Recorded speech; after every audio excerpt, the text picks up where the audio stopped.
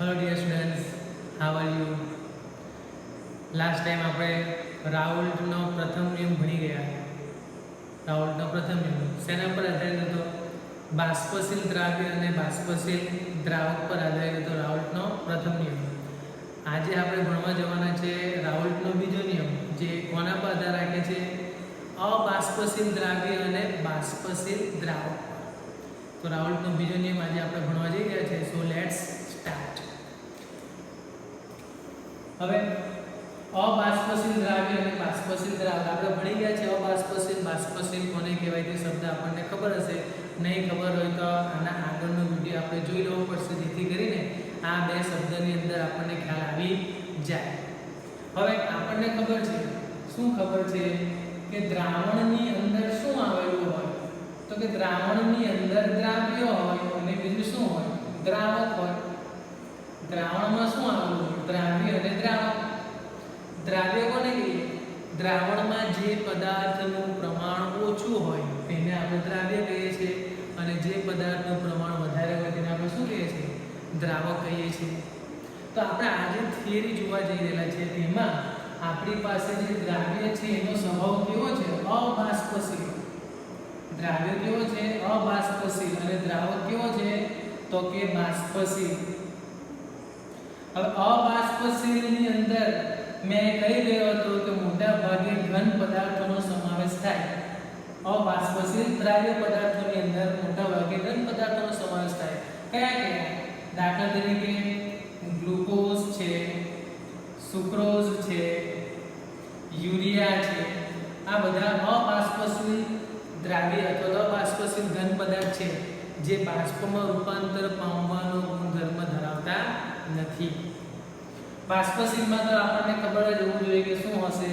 પાણી હોઈ શકે, મિથેનોલ હોઈ શકે, ઇથેનોલ હોઈ શકે, બેન્ઝીન હોઈ શકે વગેરે. તો આપણે દ્રાવક તરીકે બાષ્પશીલ પદાર્થ લેવાનો છે અને દ્રાવ્ય તરીકે અબાષ્પશીલ પદાર્થ, અને તેના પર આધારિત રાઉલ્ટનો નિયમ શું આવે છે તેનો આપણે અભ્યાસ કરવાનો છે. તો સ્ટાર્ટ કરીએ. દાખલા તરીકે એક પાત્રની અંદર હું બાષ્પશીલ દ્રાવક લઈ લઉં છું. બાષ્પશીલ દ્રાવક યાદ પર આપણે આના અગાઉના લેક્ચરમાં ભણી ગયા. દ્રાવકને કોના વડે દર્શાવશું? A વડે. કોના વડે? A. દ્રાવ્યને B વડે. તો દ્રાવકને આપણે A વડે દર્શાવી દઈએ. ચાલો, પાત્રને ઉપરથી બંધ રાખવું પડશે. હવે શું જો બાષ્પશીલ દ્રાવકને આપણે A વડે દર્શાવ્યું છે, તો આની અંદર ફક્ત કોના મોલેક્યુલ્સ, ફક્ત કોના પરમાણુઓ હાજર હશે? તો કે ફક્ત એના જ પરમાણુઓ હાજર હશે. પાત્રની અંદર ફક્ત એના જ પરમાણુઓ હાજર હશે. હવે આ જે દ્રાવક છે તે કેવો છે? બાષ્પશીલ છે. એનો મતલબ કે એનું શેમાં રૂપાંતર થશે? બાષ્પની અંદર. બાષ્પની અંદર રૂપાંતર થશે એટલે પાત્રની ઉપરના ભાગ આવેલી સપાટી પર કંઈક ને કંઈક દબાણ લગાવશે, જેને આપણે શું કહેશું? બાષ્પ દબાણ. જેને શું કહેશું? બાષ્પ દબાણ. પરંતુ એ બાષ્પ દબાણને કેવી દર્શાવશું? આપણે P0A વડે દર્શાવશું. કેવી રીતે દર્શાવશું? P0A. કેમ? શુદ્ધ દ્રાવક એનું બાષ્પ દબાણ. કેમ? કારણ કે પાત્રની અંદર ફક્ત એક જ પદાર્થ એ હાજર છે, બીજો કોઈ પદાર્થ છે જ નહીં. એની સાથે બીજું કોઈ મિશ્ર કરેલ જ નથી. there is only one substance in the beaker. એક જ પદાર્થ હાજર છે, અને એ એક જ પદાર્થ એટલે પાત્રની અંદર તેના જ પરમાણુઓ આવેલા છે, તેના જ મોલેક્યુલ આવેલા છે, અને તેના વડે જે બાષ્પ બનીને બાષ્પ દબાણ ઉત્પન્ન થાય છે તેને આપણે શું કહીશું? P0A. શુદ્ધ દ્રાવક એનું બાષ્પ દબાણ. ચાલો, હવે આની અંદર હું ઉમેરી દઉં છું B. B ને આપણે કહીશું અબાષ્પશીલ દ્રાવ્ય પદાર્થ. B ને આપણે શું કહીશું? અબાષ્પશીલ દ્રાવ્ય પદાર્થ કહીશું. જેવું લખ્યું છે કે કેવો છે? અબાષ્પશીલ છે. આનો મતલબ કે બાષ્પમાં રૂપાંતર થવાનો ગુણધર્મ ધરાવતો નથી. આની અંદર મેં અબાષ્પશીલ દ્રાવ્ય તરીકે B ઉમેરી દીધું.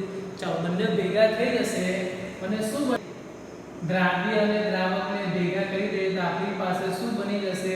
સોલ્યુશન. શું બની જશે? સોલ્યુશન એટલે કે દ્રાવણ. હવે આ દ્રાવણની અંદર શું છે?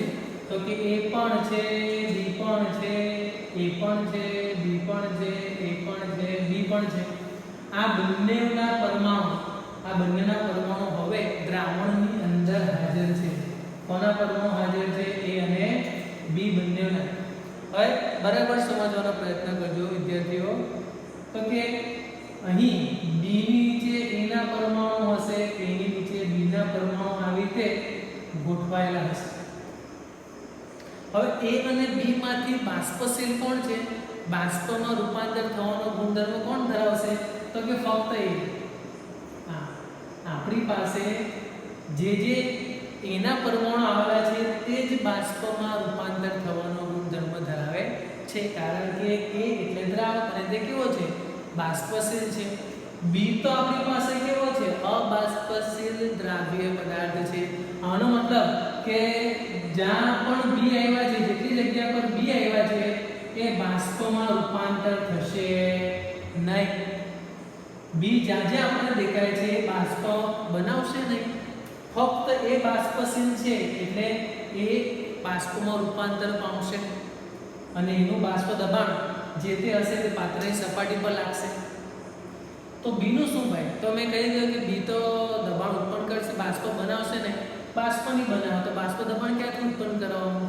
હવે સમજો, B પોતે પણ ઉપર નહીં જશે અને B ની નીચે તમે જોઈ શકો છો કે B ની નીચે A ના પરમાણુ આવેલા છે. B ની નીચે A ના પરમાણુ આપણે જોઈ શકીએ છીએ. તો B પોતે તો ઉપર નહીં જશે પણ A ના પરમાણુને પણ ઉપર જવા દેશે નહીં. સીધી વાત છે. જ્યાં સુધી આ લોકો જગ્યા ખાલી ના કરે ત્યાં સુધી એ ઉપર આવી શકવાનો નથી. અહીં ઉપર આવે તો એ બાષ્પમાં રૂપાંતર પામશે નહીં. તો અહીં જે બાષ્પ દબાણ ઉત્પન્ન થાય છે તેને આપણે શું કહેવાના? PA. દ્રાવણનું બાષ્પ દબાણ એ વડે ઉત્પન્ન થાય છે, ફક્ત એ વડે, એટલે PA આપણે કહી દઈએ. તો હવે સમજવાનો પ્રયત્ન કરો. અહીં જે દ્રાવણનું બાષ્પ દબાણ ઉત્પન્ન થાય છે તે આ શુદ્ધ દ્રાવકના બાષ્પ દબાણ કરતાં વધારે હશે કે ઓછું હશે? વધારે હશે કે ઓછું હશે? વિચારવાનો પ્રયત્ન કરો. તો કે જે જગ્યાએ બાષ્પ વધારે બનતી હશે તેનું બાષ્પ દબાણ વધારે હશે, જ્યાં બાષ્પ ઓછી બનતી હશે તેનું બાષ્પ દબાણ ઓછું હશે. તો તમે જોઈ શકો છો કે અહીં બાષ્પશીલ દ્રાવકની અંદર બધા જ પરમાણુ બાષ્પમાં રૂપાંતર થવાનો ગુણધર્મ ધરાવે છે અને અહીં જે દબાણ લગાવે તેને આપણે શુદ્ધ દ્રાવકનું બાષ્પ દબાણ P0A કહી દીધું. અહીં જોવા જઈએ તો અહીં બાષ્પ તો બને જ છે, બાષ્પ તો બને છે નો ડાઉટ, પરંતુ આની સરખામણીમાં ઓછી બાષ્પ બને છે એ જોઈ શકાય છે. કેમ ઓછી બને છે? કારણ કે B ના પરમાણુ અહીંથી ખસતા નથી, પોતે બી બાષ્પમાં રૂપાંતર નથી પામતા અને A ના પરમાણુને પણ બાષ્પમાં રૂપાંતર થવા દેશે નહીં. એટલે એક વાત અહીં ક્લિયર થાય છે કે અહીં બાષ્પ ઓછી બને છે. કોની અંદર? દ્રાવણની અંદર. એનો મતલબ કે દ્રાવણનું બાષ્પ દબાણ એ શુદ્ધ દ્રાવકના બાષ્પ દબાણ કરતાં હંમેશા ઓછું હોય છે. ધ્યાન રાખો, શુદ્ધ દ્રાવકનું બાષ્પ દબાણ કેવું હોય? વધારે. કોના કરતાં? તો કે દ્રાવણના બાષ્પ દબાણ કરતાં. અહીં બાષ્પ ઓછું ઉત્પન્ન થાય છે. આ નિયમ યાદ રાખવાનો. MCQ માં પણ આ રૂલનો ઉપયોગ થશે. તો શુદ્ધ દ્રાવકના બાષ્પ દબાણને આપણે શું કહીએ છીએ? P0A is always greater than PA. આનો મતલબ કે શુદ્ધ દ્રાવકનું બાષ્પ દબાણ હંમેશા દ્રાવણના બાષ્પ દબાણ કરતાં કેવું હશે? વધારે જશે. એનું કારણ શું છે તે આપણે આમાં જોઈ ગયા અને આના પરથી રાવલ્ટનો નિયમ આવે છે. આપણે ઓલરેડી ભણી ગયા છે કે દ્રાવણમાં રહેલા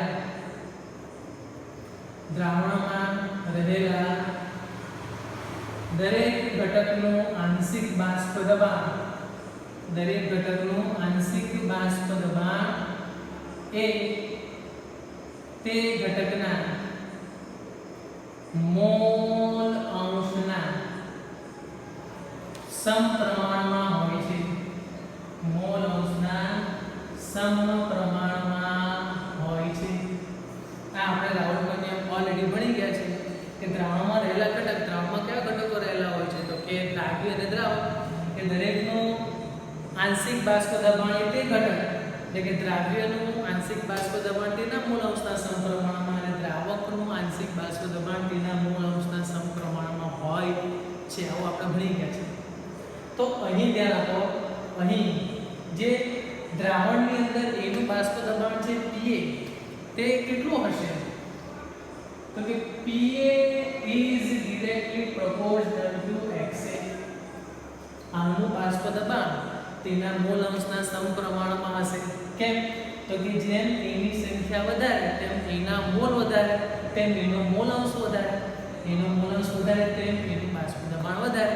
એટલા માટે એનું બાષ્પ દબાણ એ કોના પ્રોપોર્શનલમાં હોય છે તો કે Xa, એના મોલ અંશના સમપ્રમાણમાં હોય છે. ચલો પ્રોપોર્શનલ તો કરી નાખીએ, is equal to મૂકી દઈએ P0A Xa. P0 કેવી રીતે આવે છે ભણી ગયા, આગળ મેં સમજાવ્યું છે, અને આગળ રાઉટના નિયમમાં તેમાં આપણે જોઈ લઈશું. ચાલો આગળ કેલ્ક્યુલેશન કરીએ. Pa is equal to P0A 1 - xb લખાય, xa plus xb is equal to 1, તેના પરથી લખી શકાય xa is equal to 1 - xb, જ્યાં xb એટલે દ્રાવ્યનો મોલ અંશ. ચાલો Pa is equal to ગુણાકાર કરી નાખીએ તો શું લખાય P0A minus P0A into xb આવું લખી શકાય. ચાલો આ પદને આ તરફ લઈ આવો તો લખાય P0A into xb is equal to P0A, અને જમણી બાજુ લઈ આવો માઈનસ થઈ જશે Pa. ચાલો તો આ પદને શું કહેવાશે, ધ્યાન રાખજો, આ પદને શું કહેવાશે તો કે બાષ્પ દબાણમાં થતો ઘટાડો. બાષ્પ દબાણમાં થતો ઘટાડો કહેશું આને, ફક્ત P0A minus Pa ને. આગળ વધીએ અને આ તરફ લઈ જઈએ તો શું લખાશે xb is equal to P0A minus Pa upon P0A. આ આપણી પાસે અગત્યનું સૂત્ર આવ્યું. તો આ આખા પદને આપણે શું કહેશું તો કે આ આખા પદને આપણે કહેશું બાષ્પ દબાણમાં થતો સાપેક્ષ ઘટાડો. શું કહેશું બાષ્પ દબાણમાં થતો સાપેક્ષ ઘટાડો કહેશું. ફક્ત ઉપરના પદને બાષ્પ દબાણમાં થતો ઘટાડો કહેશું, જ્યારે આખા પદને શું કહેશું બાષ્પ દબાણમાં થતો સાપેક્ષ ઘટાડો. આનો મતલબ એવો થયો કે બાષ્પ દબાણમાં થતો સાપેક્ષ ઘટાડો એ કોના સમપ્રમાણમાં હોય છે, દ્રાવ્યના મૂળ અંશના સમપ્રમાણમાં હોય છે. એનો મતલબ જેમ આની કિંમત વધશે તેમ આ આખા બાષ્પ દબાણમાં થતા સાપેક્ષ ઘટાડા આખા પદની કિંમતમાં શું થશે વધારો થશે. આ આપણું રાઉલ્ટના નિયમનું સૂત્ર બીજા નિયમનું અબાષ્પશીલ દ્રાવ્ય અને બાષ્પશીલ દ્રાવક માટે. તો આને આપણે એકવાર નોટ ડાઉન કરી લઈએ, પછી આગળ વાત કરીએ.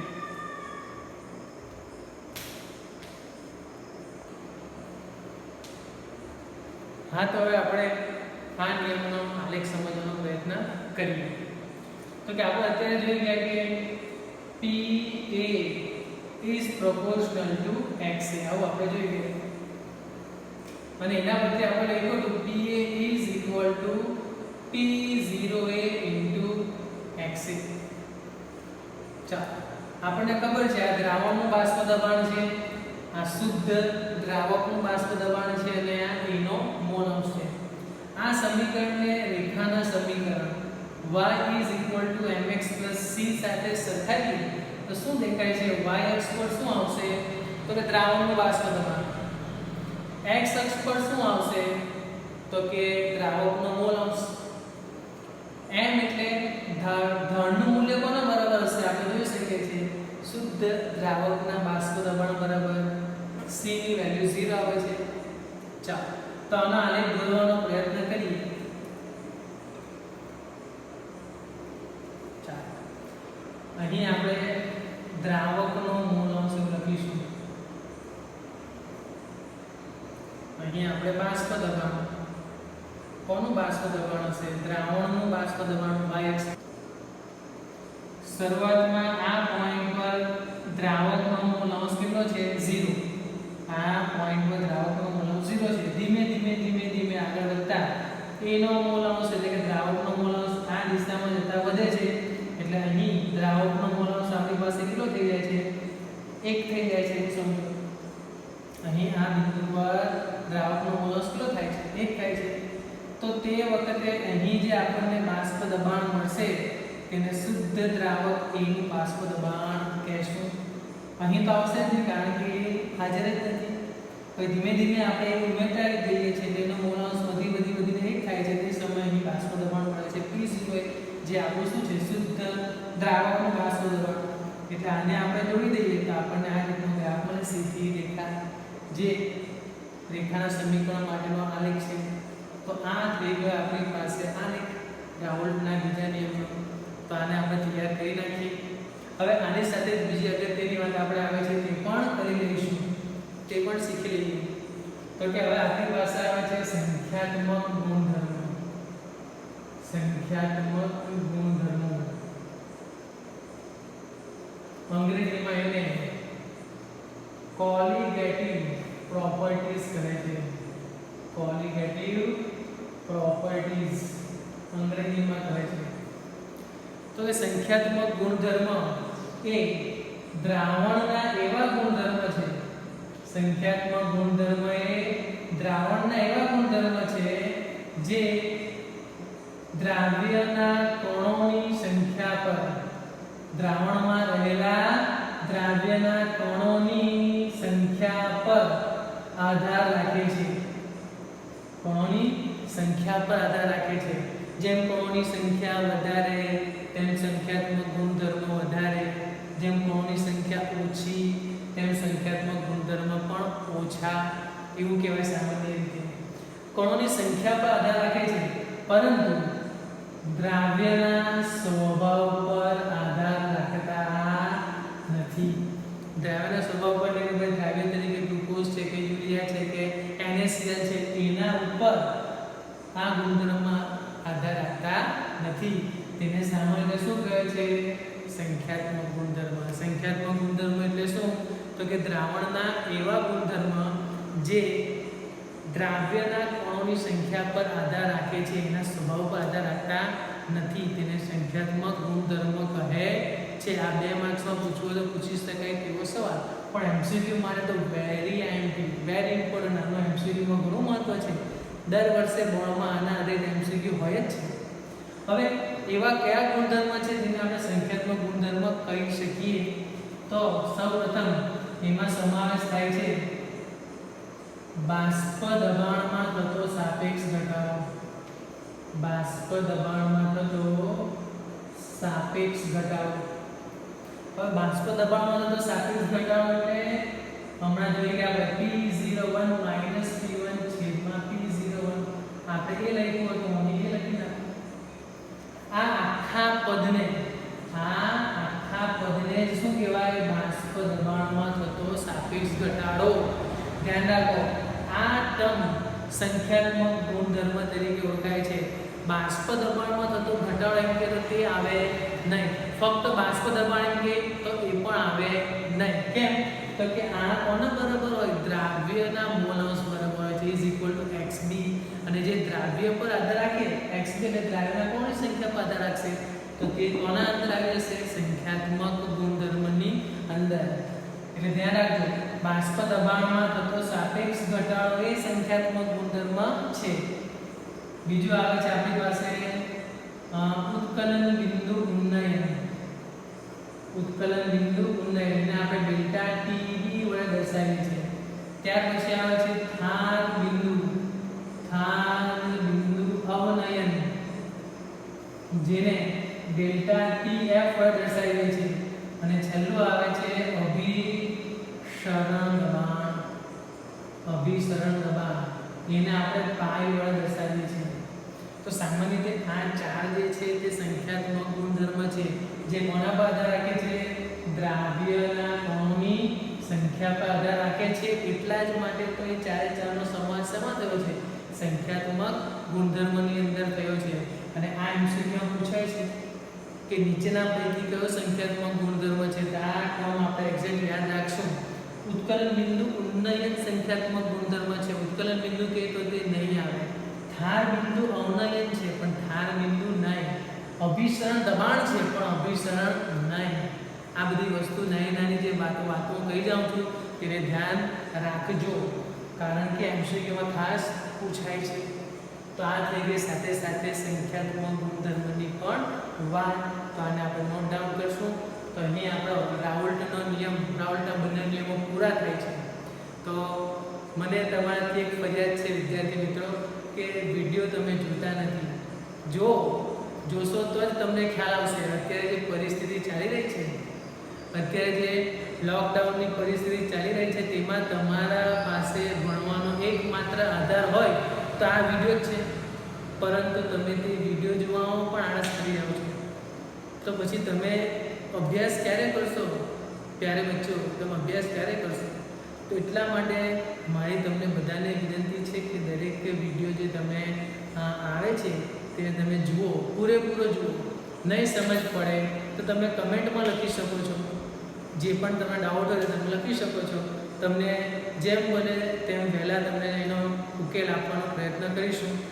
પરંતુ please must watch all video. તમારા માટે જ મહત્વનું છે, તમારા માટે જ અમે આ કામ કરી રહ્યા છીએ.